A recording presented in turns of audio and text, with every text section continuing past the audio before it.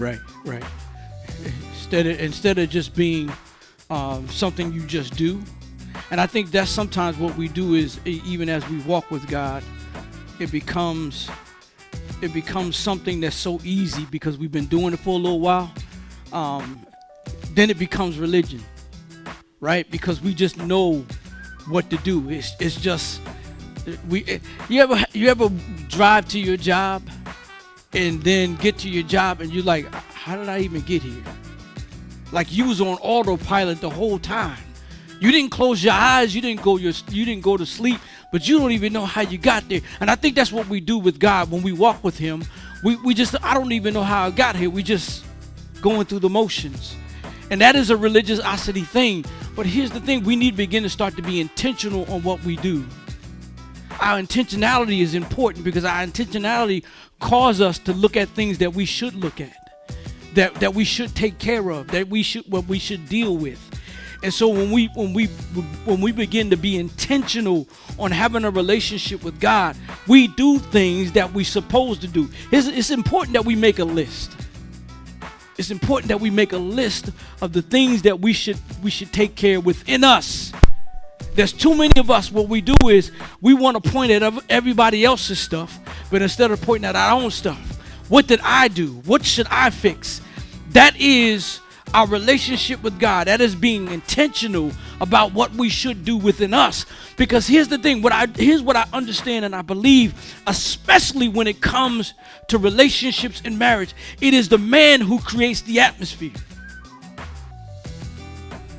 Period. We can argue at it.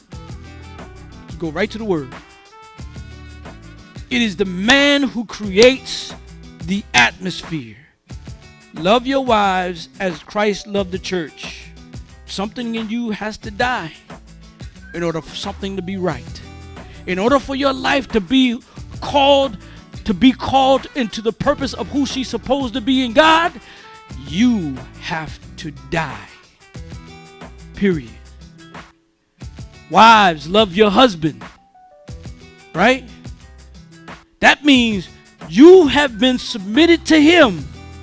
Submission don't mean weak. Submission means power, that you come up under his plan. Amen? That is intentional. You got to be intentional. As for me in my house, I don't care what you do. For my house, if you live at 777 Nannyberry Lane, guess what? You will serve the Lord. And if you don't like it,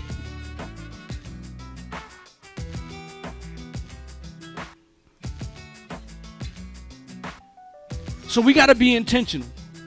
And see, I'm okay with being the bad guy. I'm okay with being the person who rings the bell of we need to come and have a meeting. I'm okay that when we do have a meeting, listen, this ain't right, that ain't right, this ain't right. I'm okay with that. You know why? Because I don't want to answer to God because of you. I'm responsible for you. Intentional. You got to be intentional in your relationship with God. You must be intentional. But in order to do that, you got to look at yourself. And that goes for everybody. Amen? That goes for everybody. Amen?